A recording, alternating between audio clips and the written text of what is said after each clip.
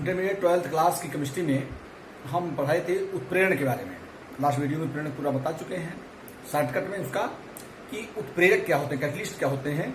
वे पदार्थ जो किसी रासायनिक अभिक्रिया की दर को, रेट ऑफ रिएक्शन को इंक्रीज और डिक्रीज, उसकी दर को बढ़ा देते हैं अथवा घटा देते हैं, उत्प्रेरक कहलाते हैं। और इस क्रिया को हम उत्प्रेरण कहते हैं, कैटलाइसिस। और ये इस कैटलाइसिस दो प्रकार की होती है, लास्ट वीडियो में बताया जा चुका है। एक होता है होमोजीनियस, दूसरा होता है हेटेरोजेनियस। समांग उत्प्रेरण, विषमांग उत्प्रेरण। समांग में क्या होता है, जिसमें अभिकारक रिएक्टेंट और उत्प्रेरक दोनों सेम फेज में हो तो समांग उत्प्रेरण होता है। और वही अलग अलग, जैसे हमारा अभिकारक ठोस है तो उत्प्रेरक भी ठोस हो, अभिकारक द्रव उत्प्रेरक भी द्रव हो, अभिकारक गैस हो उत्प्रेरक भी गैस हो, तो इसको समांग उत्प्रेरण कहते हैं।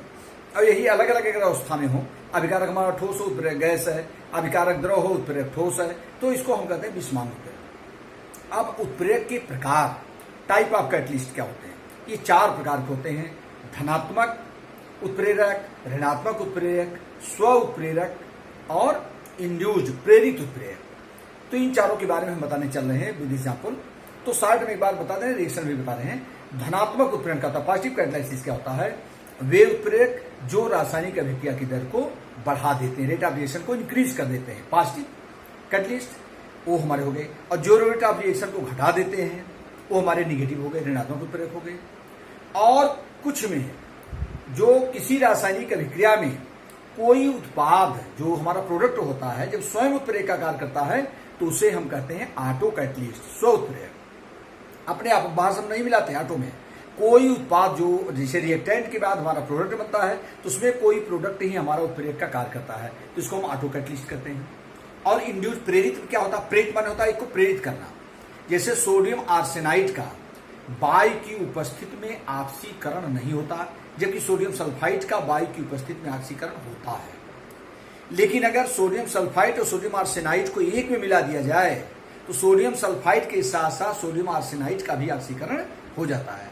तो कहने मतलब अकेले सोडियम आर्सेनाइड का ऑक्सीकरण नहीं हो रहा था, लेकिन ये सोडियम सल्फाइड के साथ मिला दिए तो सोडियम आर्सेनाइड का भी ऑक्सीकरण हो गया।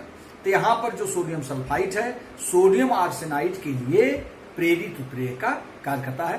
धनात्मक उत्प्रेरक, धनात्मक माने जो रासायनिक अभिक्रिया की दर को बढ़ा देता है। जैसे तमाम एग्जाम्पल हैं, जैसे हमारा हो गया 2KClO3 पोटेशियम क्लोरेट है और इसमें हमारा उत्प्रेरक जो होता है MnO2 होता है। इसकी उपस्थिति में NO2 की उपस्थिति में पोटेशियम क्लोरेट को गर्म किया जाता है तो बन जाता है 2KCl+3O2 ऑक्सीजन। यहाँ पर ये हमारा धनात्मक उत्प्रेरक है। या हेवर बेस में जैसे तुम्हारा होता है हेवर बेस अमोनिया में N2+3H2 गिव्स आउट 2NH3, ये हो जाए। यहाँ पर Fe हमारा उत्प्रेरक होता है 2NH3, अमोनिया गैस का ये हेवर प्लस। तो ये हमारे सब धनात्मक उत्प्रेरक हैं। और दूसरा होता है ऋणात्मक उत्प्रेरक। अब दूसरा जैसे ऋणात्मक उत्प्रेरक, ऋणात्मक मतलब होता है निगेटिव, जो रासायनिक अभिक्रिया की दर को, ऐसा उत्प्रेरक जो रासायनिक अभिक्रिया की दर को घटा दे। जैसे हम बता दें, जैसे हमारा हो गया H2 हाइड्रोजन परऑक्साइड का, जैसे H2O2 हाइड्रोजन परऑक्साइड है, ये अगर डिकम्पोज होता है, इसको हम खुला छोड़ दें तो कन्वर्ट हो जाता है 2H2O+O2, ये होता है। ये हाइड्रोजन परऑक्साइड को अगर हम खुला छोड़ दें तो ये हमारा अपने आप डिकम्पोज हो जाता है जल और ऑक्सीजन में। लेकिन अगर इसी में हम एथिल अल्कोहल मिला दें, इसी में C2H5OH अगर मिला देते हैं तो ये इसका डिकम्पोजिशन रुक जाता है। तो यहाँ पर जो है C2H5OH हमारा जो है ये निगेटिव कैटलिस्ट है कि जो इसकी अभिक्रिया की दर को क्या कर देता है, घटा देता है। तीसरा स्व उत्प्रेरक मतलब क्या होता है, जैसे बाहर से कोई हम उत्प्रेरक नहीं मिलाते। जैसे एग्जाम्पल के लिए हम ले लें कि एथिल एसीटेट हमारा है CH3COOC2H5, एथिल एसीटेट है। इसकी जब हाइड्रोलिसिस की जाती है तो ये हमारा बन जाता है, जरा ध्यान दो, CH3COOH acetic acid plus ethyl alcohol C2H5OH। अब इसमें ये हमारा जो होता है, ये हमारा ये इस रासायनिक अभिक्रिया के लिए, जिस रिएक्शन के लिए ये जो हमारा एसिटिक एसिड इसमें उत्पाद बन रहा है ये उत्प्रेरक का कार्य करता है। तो इसलिए इसको हम ऑटो कर, इसमें बाहर से कोई उत्प्रेरक हम नहीं मिला रहे हैं, बल्कि जब किसी रासायनिक अभिक्रिया में कोई उत्प्रेरक, कोई उत्पाद स्वयं उत्प्रेरक का कार्य करने लगे तो स्व उत्प्रेरण हो जाता है। तो इसमें जैसे हमारा एथिल एसीटेट हमारा है, इसको जल के साथ रिएक्शन कराए तो बन जाता है एसिटिक एसिड पर एथिल अल्कोहल। तो ये एसिटिक एसिड जो होता है ये हमारा स्व उत्प्रेरक है, ऑटो कैटलिस्ट है। प्रेरित उत्प्रेरक। प्रेरित उत्प्रेरक माने क्या होता है, जब एक रासायनिक अभिक्रिया दूसरी अभिक्रिया के लिए उत्प्रेरक का कार्य करती है। इसमें कहीं एक्स्ट्रा हम उत्प्रेरक नहीं मिलाते। जब एक रिएक्शन ही दूसरे के लिए उत्प्रेरक का काम करने लगे तो उसको हम प्रेरित उत्प्रेरक कहते हैं। इसका एग्जाम्पल है सोडियम आर्सेनाइट Na2ASO3, ये सोडियम आर्सेनाइट है। इसका वायु की उपस्थिति में ऑक्सीकरण नहीं होता, इसका ऑक्सीडेशन नहीं होता।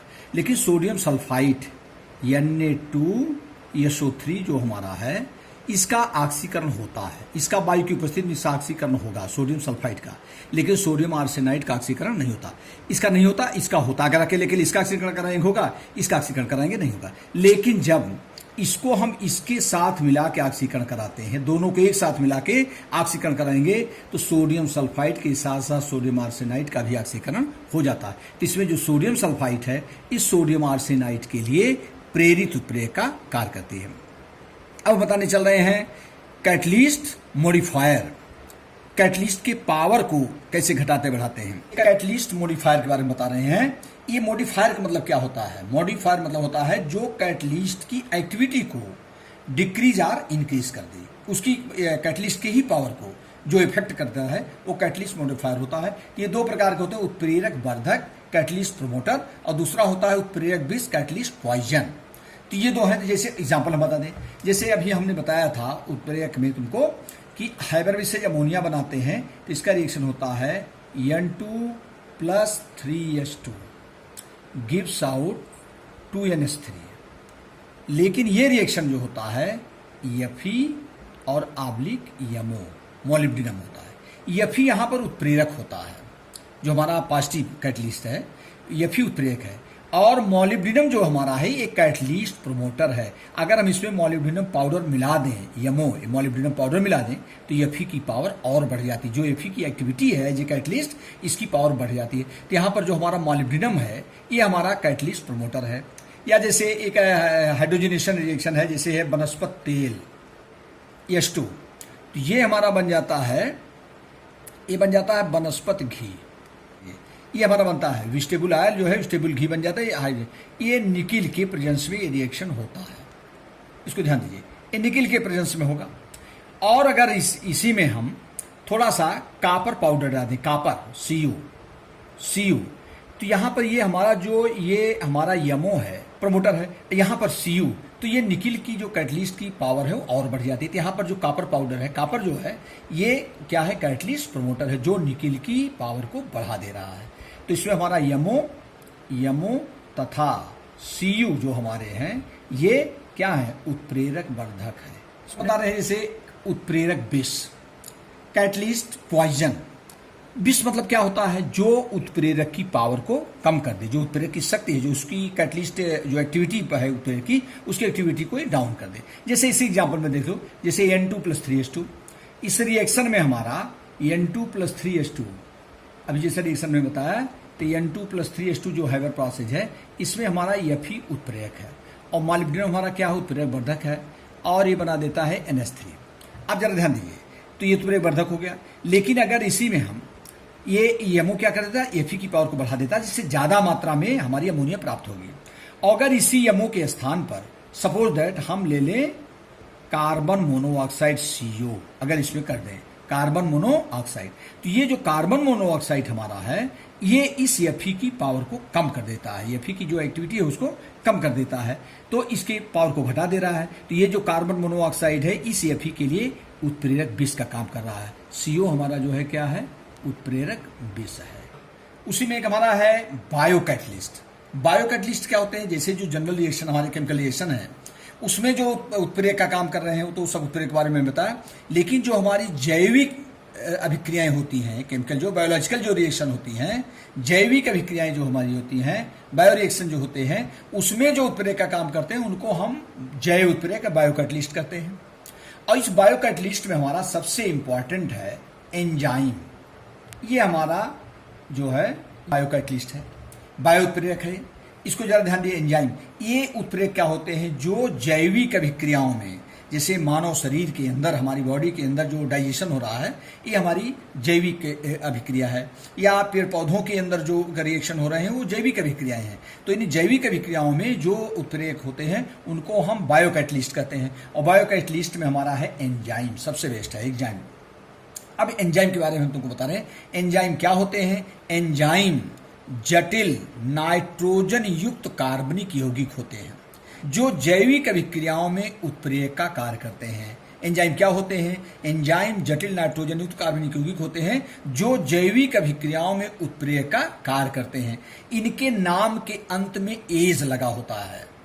ये प्रोटीन युक्त होते हैं, इनके नाम के अंत में एज लगा होता है, जैसे इन्वर्टेज, जाइमेज, माल्टेज।